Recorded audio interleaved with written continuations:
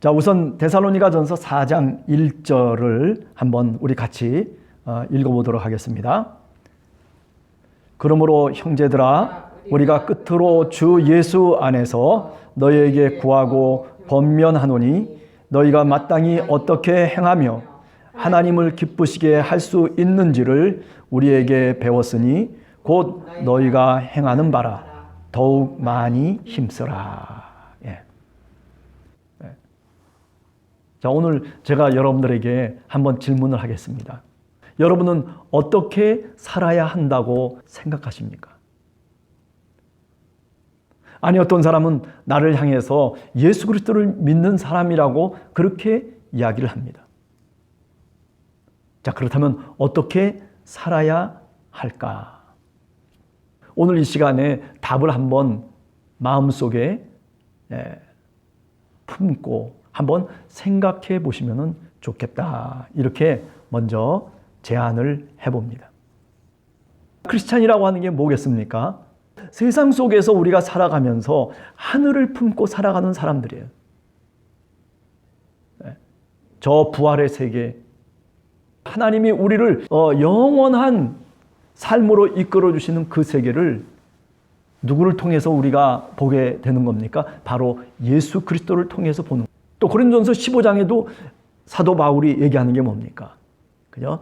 죽은 자들의 첫 열매가 되셨다. 이렇게 말씀하고 있는 거죠. 이 세계가 아니라 또 다른 세계를 우리가 마음속에 품고 있는 사람이라면 우리가 어떻게 살아야 될 것인가에 대한 답을 어느 정도 가질 수밖에 없는 거예요. 저 사람이 악한 마음을 품고 악한 행동을 했다고 해서 내가 똑같이 악으로 대적할 수 있는 그런 신앙인이 된다면, 그렇다면 그것은 분명히 뭔가 또 다른 세계에 대한 그림을 그 사람이 잃었기 때문이라고 그렇게 말씀드릴 수가 있는 것이죠. 그 다음에 뭐라고 또 얘기합니까? 어떻게 하나님을 기쁘시게 할 수 있을까? 어떻게 해야지 하나님을 기쁘시게 할 수 있을까? 이 두 가지 중요한 질문이 지금 4장 1절에서 나오고 있는 거예요. 어떻게 살아야 됩니까? 라고 하는 것에 대한 물음이 있고, 자, 또 마찬가지로 어떻게 하나님을 기쁘시게 할 수 있을까? 자, 여러분, 두 번째 질문입니다. 어떻게 해야만 하나님을 기쁘시게 할 수 있어요? 한번 여러분들 대답해 보세요. 네. 아, 예배자가 돼야 됩니다. 내가 기도하는 사람이 돼야 됩니다. 내가 정말 성령의 열매를 맺고 그리고 믿음의 사람으로 살아야 됩니다. 뭐 이런 얘기 저런 얘기 우리가 다 얘기할 수 있죠. 그러나 그 수많은 이야기들 가운데 분명히 한 가지만 고르라고 하면 나는 뭐라고 대답해야 될까요? 어떻게 해야지 하나님을 기쁘시게 할 수 있을까? 네. 그죠? 저는 예수님의 삶 속에서 또는 공간복음서 속에서 우리가 몇 가지 대답을 찾을 수 있다라고 생각을 해요. 첫 번째는 뭐냐면 마태복음 7장 12절에 나오는 황금률입니다. 그죠? 네가 남에게 대접을 받고자 원한다면 먼저 어떻게 하라고요? 남을 대접하라. 남을 배려하는 마음이에요. 네. 제 눈에 있는 들보는 보지 못하고 남의 눈에 있는 티끌만 갖고서 얘기한다는 거예요. 그렇게 살아서는 하나님을 기쁘시게 할 수 있는 것이 결코 아니죠. 자, 그 다음에 두 번째 생각할 수 있는 건 저는 이거라고 생각해요. 예수님의 삶 속에서 보면 원수도 사랑하라 얘기를 했어요. 도저히 우리가 불가능한 것을 주님께서 우리들에게 말씀하신 것처럼 그렇게 벽이 느껴지는 말씀이에요. 그럼에도 불구하고 우리는 주님의 말씀을 의지하고 그리고 그렇게 고백해야 됩니다. 내가 미워하는 사람 혹시 있습니까? 내 마음속에 아직도 풀리지 못하는 그런 숙제를 갖고 인간관계를 맺어가는 그런 사람이 있다면, 그렇다면 어떻게 해야 돼요? 주님의 말씀에 의지해서 그것을 오늘 또 풀지 않으면 안 되는 거죠. 하나님께 나가기 전에 형제와 먼저 화목하고 그리고 그 문제를 풀고 예배로 나오라고 그렇게 성경은 우리들에게 말씀하고 있잖아요. 아니 정말 저 사람과는 어떻게 발걸음을 같이 동행하고 싶은 사람이 아니에요. 그런데도 불구하고 오리를 가자고 자꾸 얘기하는 거예요. 그래서 할 수 없이 따라가는 해주는데 그런데 마음에 내키질 않아요. 그런데 주님께서는 뭐라고 얘기했어요? 그런데 심리를 같이 가주라. 네. 내가 세상을 살아가면서 인간관계를 맺어가면서 그리고 이 땅에 살아가면서 내가 늘 이득만 취하면서 살아갈 수는 없는 거예요. 내가 이기적인 마음만 갖고서 내가 세상을 살아갈 수 있는 것이 아니에요. 어떤 때는요 내가 손해를 보기도 하고 어떤 때는 내가 양보도 해야 되고 어떤 때는요 내가 정말 눈물을 흘려야 되는 거예요. 그죠? 그게 어때요? 그게 바로 하나님을 기쁘시게 하는 삶이라고 얘기할 수 있는 거죠. 여러분들은 어떤 삶을 사시길 원하세요? 그저 내 것만을 손에 움켜쥐고 그리고 누구도 내 거를 타치하면은 가만두지 않겠다라고 하는 그런 어떤 심보따리를 갖고 내가 만약에 신앙생활을 한다면 그것은요 잘못된 신앙생활이에요. 내 유익을 위해서라면 다른 사람을 깔아뭉겨도 그것이 용납되는 그런 사회가 오늘 우리가 살아가는 사회라고 그렇게 말씀드릴 수가 있어요.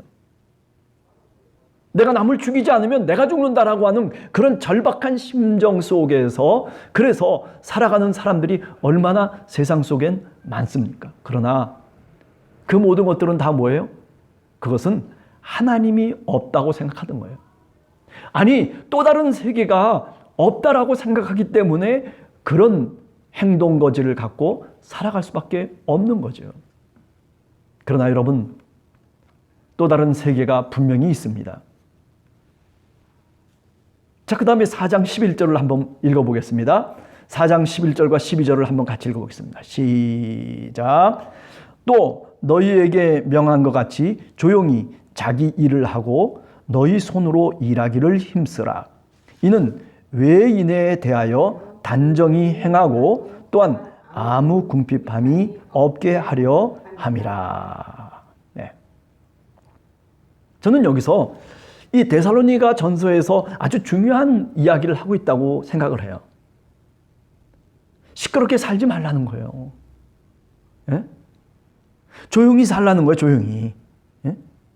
그리고 자기 일에 전념하라는 거예요. 자꾸 남의 일에 간섭하고 그리고 자꾸 떠벌리고 이야기하고 그저 조용하게 살기보다는 그저 남에게 이렇게 저렇게 얘기하면서 그러면서 남이 알아주기를 위해서 살아가는 사람들이 세상에 얼마나 많이 있습니까? 조금만 자기를 알아주면 얼마나 기분이 좋아요. 사실 우리가 그렇게 살아가잖아요. 나를 조금만 인정해주면 얼마나 기분이 좋습니까? 우리 목사님 참 정말 대단하신 분이라고 아주 그러면 괜히 왠지 모르게 표정은 그렇지 않을런지 모르지만은 그러나 속에서는 그렇지 뭐 이렇게 생각하는 거죠. 그러나 오늘 데살로니가 교인들에게 사도 바울이 말씀하고 있어요. 하나님의 말씀이죠. 조용히 살기를 힘쓰라는 거예요. 예. 여러분, 신앙이라고 하는 것은 떠벌리는 게 아니에요. 신앙의 삶이라고 하는 것은 내가 그렇게 살아가면 되는 거예요. 뭐 다른 사람을 바라보면서 네가 이렇기 때문에 저렇다, 네가 저렇기 때문에 그렇다, 뭐 여러 가지 손가락질을 하면서 우리가 살아갈 수도 있겠지만은 그러나 그게 필요가 없는 거예요. 그냥 신앙의 삶이라고 하는 것은 일종의 기도자의 삶인 거예요. 남을 보면서 나를 비춰보는 거죠. 자기 나르시즘에만 살아가면 안 되는 거예요. 내 스스로 나를 바라보면서 만족하고 야 내가 그래도 저 사람보다는 낫다. 내가 그래도 저 사람보다는 뭐 어떻다 저떻다. 자기 나름대로의 평가를 갖고 자기 스스로 만족하면서 살아가는 그런 모습은 그것은 세속적인 삶의 모습이고 아니 세상 속엔 그렇게 수많은 사람들이 살아가요. 그러나 예수 그리스도를 믿는 사람들은 그렇게 사는 게 아니에요. 하나님 앞에서 내가 바라보는 거예요. 내가 자랑할 것이 있습니까? 하나님 앞에서? 아니에요. 없어요. 내가 뭐 내세울 것이 있습니까? 아니야, 없어요. 그럼 뭐 밖에 없어요. 그저 감사할 일, 그저 은혜로 하나님께서 이렇게 여기까지 나를 인도해 주신 것에 대해서 내가 그저 감사하는 것밖에는 없는 거예요. 하나님 감사합니다. 예. 교회가 뭐 그냥 일을 많이 하고, 저는 가끔 그런 생각을 해요. 교회가 별의별 일들을 다 해요. 교회 본연의 일은 못하고 그저 변두리적으로 그냥 뭐 이런 일 저런 일 뭐 어찌 무슨 뭐 마치 무슨 구제기관인 것처럼 그렇게 일을 하면서, 그러면서 교회가 이렇게 부흥됐다고 뭐 그렇게 뭐 그럴 수도 있겠죠. 그러나 그렇게 떠버릴 필요가 없는 거예요. 그래서 주님께서는 뭐라고 얘기했어요? 오른손이 하는 것을 왼손이 모르게 하라. 은밀한 중에 우리 주님께서 들으신다는 거죠. 아니, 우리 하나님께서 은밀하게 우리를 살펴보신다라고 그렇게 마태복음은 얘기하고 있잖아요. 네. 우리는 하나님 앞에서 살아가는 사람들이에요. 그렇기 때문에 자기 일에 전념하면 되는 거예요. 네. 내가 하나님 앞에 살아가는 나라고 하는 존재가 어떤 존재인지를 하나님 앞에 물으면서, 그러면서 우리가 한 발자국 한 발자국 우리가 주님께 나가는 거예요. 주님의 은혜에 보답하는 길이에요. 당신 왜 그 모양이야? 왜 하나님 말씀대로 살지 않아? 그게 아니라 내가 그렇게 살면 되는 거예요. 그러면 내 모습을 바라보면서 내가 정말 신앙 속에 살아가고 있다면, 그렇다면 내 주변에서 나를 보면서 다시 깨닫는 거죠. 아니, 우리 모두가 한 사람 한 사람이 그렇게 솔선수범하면서 신앙인으로 살아가면 될까요? 안 될까요? 그러면 하나님의 영광이 드러나는 거예요. 하나님을 기쁘시게 하는 그 방법이 바로 그런 방법들이에요. 잠자기 전에 무릎을 꿇고 진실하게 하나님 앞에 눈을 감고 기도 한번 해보세요. 여러분 얼마나 기도하세요? 주일날 교회에 나와서, 그래요, 교회에 나와서 그저 의자에 앉아서 그냥 멍하니 있는 것이 아니라 오늘 또 하나님께서 나에게 어떤 말씀을 하실까? 오늘 또 내가 하나님께 무엇을 드려야 할 것인가라고 하는 그런 간절한 마음을 갖고 한번 한 시간이라도 그렇게 무릎을 꿇고 주님 앞에 의자에 앉아서 하나님을 바라면서 한번 예배를 드려보세요. 그러면 여러분의 삶이 달라집니다. 그러면 내 삶이 달라지는 거예요. 제가 보장할 수 있어요. 그것이 바로 성경이 우리들에게 얘기하는 행복의 길이에요. 교회의 일에 전념하는 거예요. 교회가 자꾸 일을 벌려가지고 뭐 이런 일 저런 일 다 벌려가지고 그래가지고 부동산 사놓고, 교회가 크면요 다 별별 일들을 다 하고, 그리고 온갖 일들에 관여하려고 하고, 여러분 자기 일에 전념할 줄 알아야 돼요. 우리 신앙인도 마찬가지예요. 한 사람 한 개인이 마찬가지입니다. 내가 신앙인이라면 내가 정말 신앙인으로서 가장 먼저 전념해야 될 일이 뭔지를, 그것을 먼저 파악할 줄 알아야 돼요. 그런 우리 함께하는 교회에 성도들이 다 되시기를 간절히 주님의 이름으로 축원합니다. 그 다음에 12절에 뭐라고 얘기해요? 네? 다른 사람들에 대해서, 저 바깥 사람들에 대해서, 교회 밖에서 살아가는 세상 사람들에 대해서 좀 더 품위 있게 살아가야 된다는 거예요. 그냥 세상 사람하고 똑같이 그냥 아웅다웅 하면서, 그러면서 좀 어떻게 양보도 못하고 그냥 그렇게 그냥 살아가려고 하는 것, 어쩌면 생활력이 강해서 야, 저 사람 참 생활력이 강하다 그렇게 얘기할 수도 있겠지만은, 그러나 오늘 사도 바울은 그게 아니에요. 좀 기독교인이라면 품위를 지킬 줄 알아야 된다는 거예요. 나는 하나님의 자녀입니다. 저 사람 정말 예수 그리스도를 믿는 사람이네 라고 다른 사람이 인정해 줄 만큼 그렇게 신앙인의 자세를 갖고 그런 마음을 갖고 살아가라고, 그렇게 생활 윤리를 오늘 데살로니가 교인들에게 사도 바울이 말씀하고 있는 거예요. 자, 여러분들 모두가 이런 좀 품이 있는 신앙인이 되시기를 간절히 주님의 이름으로 축원합니다. 자, 그 다음에 5장 6절을 한번 읽어보겠습니다. 5장 6절부터 8절까지 말씀 또 한번 읽어보겠습니다. 그러므로 우리는 다른 이들과 같이 자지 말고 오직 깨어 정신을 차릴지니라. 자는 자들은 밤에 자고 취하는 자들은 밤에 취하되 우리는 낮에 속하였으니 정신을 차리고 믿음과 사랑의 호심경을 붙이고 구원의 소망의 투구를 쓰자. 예.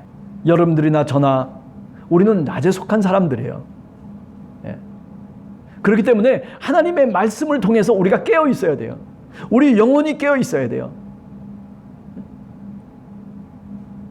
그저 20년 전, 30년 전 내가 신앙생활을 이렇게 했으니까 뭐 그러면서 그렇게 저렇게 늘 뭐 습관적으로 신앙생활을 하는 사람이 아니라 오늘 또 뭔가 하루가 새로워질 수 있도록 뭔가 새로운 느낌을 갖고 우리가 시인처럼, 그죠? 글을 쓰는 시인처럼 뭔가 파릇파릇한 마음을 갖고 그런 신앙심을 갖고 우리가 신앙생활을 하면서 살아가야 마땅하다는 거죠.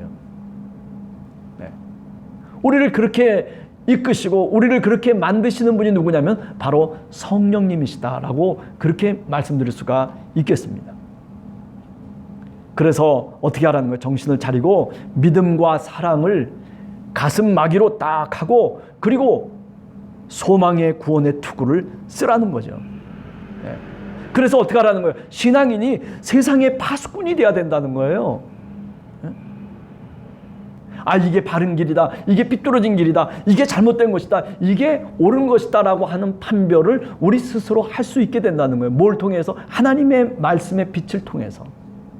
성령의 감동을 통해서 우리가 그것을 구분할 수 있게 된다는 거예요. 아니 뭐 세상의 지식을 갖고 아 이거 지식적으로 이건 옳다 그르다 이런 거 판별하는 것을 얘기하는 게 아니에요. 영적인 판별력이 생긴다는 거예요. 예. 그렇기 때문에 하나님의 말씀을 우리가 늘 우리 손에 쥐고 살아갈 수 있어야 됩니다. 우리 마음판에 새기면서 살아갈 수 있어야 돼요. 네. 그것이 사탄으로부터의 공격을 막아주는 바로 가슴막이가 되고 그것이 바로 여기 오늘 얘기하는 것처럼 호심경이 되는 거죠. 마귀가 죄악의 화살을 쏠 때에 그때 막아줄 수 있는 그렇죠? 그런 방패를 갖게 된다라고 하는 거죠. 우리 함께하는 교회 성도들 한 사람 한 사람 예, 정말 신앙의 건전한 분별력을 갖고 그래서 세상에 살아가기를 원합니다. 이 코로나라고 하는 이런 어두운 터널을 지나갈 때 정말 필요한 게 뭐예요? 바로 이런 낮의 사람으로 주님의 빛이 필요한 거예요. 말씀의 빛이 필요한 거예요.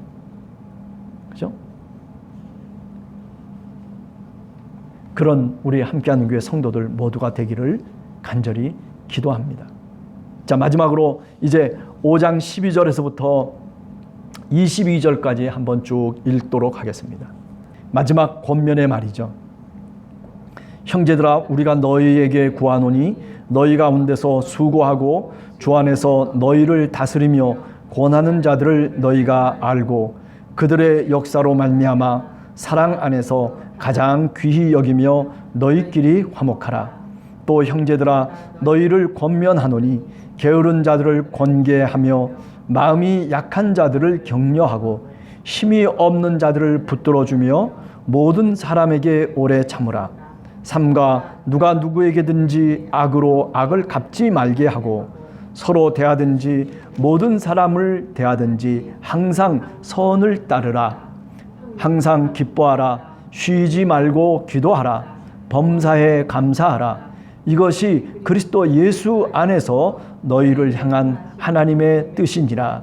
성령을 소멸하지 말며 예언을 멸시하지 말고 범사에 헤아려 좋은 것은 취하고 악은 어떤 모양이라도 버리라. 설명이 필요 없는 얘기죠. 그죠? 설명이 필요 없는 얘기예요. 바로 이런 삶을 누가 사셨어요? 바로 예수 그리스도가 사셨어요. 그죠? 우리 주님이 이렇게 살아가셨기 때문에 오늘 사도 바울이 우리들에게 이렇게 권면하고 있는 겁니다. 이런 사람이 복된 사람들이죠. 이렇게 살아가는 사람들이 하나님을 기쁘시게 하는 사람이고, 이렇게 살아가는 사람들이 어떻게 살아야 하는지를 알고 있는 사람이죠. 그런 신앙인인 것입니다. 자, 하나씩 한번 이렇게 읽어가 보도록 하겠습니다. 우선 12절에서 보면 뭐라고 얘기하고 있어요?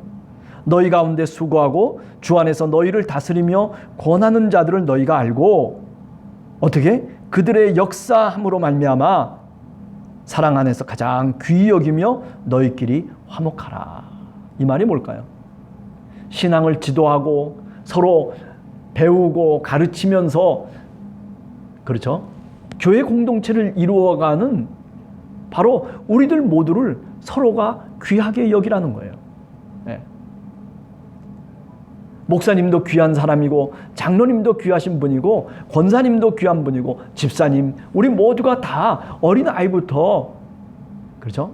다 모두가 다 정말 귀한 사람이에요. 네.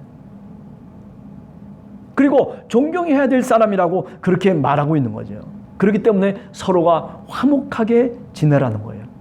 네. 여러분, 우리가 신앙생활하면서, 교회 생활하면서, 그죠? 서로 사랑하기만 한다면 얼마나 아름다운 교회가 되겠어요. 그래요. 서로를 존경할 수 있는, 서로를 귀하게 여길 수 있는 그런 함께하는 교회 성도들이 다 되시기를 간절히 원합니다. 예. 또 이야기를 합니다. 무질서하게 사는 사람들을 훈계해라. 이 무질서하다라고 하는 말이 뭐냐면 아탁토스라고 하는 그런 헬라 말로 되어 있는데, 이것은 다른 얘기가 아니에요. 그냥 질서가 없다라고 하는 얘기도 되지만은 무슨 얘기냐면 제멋대로 사는 거예요. 뭔가 순서를 밟고 단계를 밟아야 되는데, 스텝 바이 스텝을 해야 되는데, 그런데 뭐예요? 어느 날 로또가 당첨돼가지고 그래가지고 그 스텝을 다 무너뜨리는 거예요. 아, 신앙생활을 하면 차곡차곡 신앙생활을 해나가야 되는데, 그런데 한 번에 100을 얻으려고 하는 거예요. 기도를 해도 그러잖아요. 예? 그냥 차곡차곡 정말 하늘에 쌓일 수 있도록 그렇게 기도 생활을 해야 되는데, 그게 아니라 어느 날 한꺼번에 모든 것들을 다 이루어낼 수 있는 그런 것처럼 기도를 하는 거예요. 신앙생활을 그렇게 생각하는 거예요. 아, 믿음을 가졌어요. 근데 이 믿음이 무슨 갑자기 어느 날 모든 것을 이루어지는 것처럼 그렇게 착각하면서 믿음 생활을 하는 사람들이 있단 말이에요. 특히 이단이 더 그렇죠. 그래서 자기 재산을 다 바치고, 그리고 자기 인생을 다 바치는데, 근데 나중에 보면 다 교주에게 다 모든 것들이 돌아가 버리고 말잖아요. 마귀의 짓들이죠, 사실은요. 그죠? 이 무질서하게 산다라고 하는 말이 그렇기 때문에 목적과 인식 없이 사는 거예요. 예. 우리가 신앙생활도 차곡차곡 해나가셔야 돼요. 예. 신앙생활을 마치 무슨 달리기 하는 식으로 저쪽 한 몇백 미터를 그냥 한꺼번에 탁 축지법 하듯이 딱 가는 것처럼 그렇게 생각하시면 안 됩니다.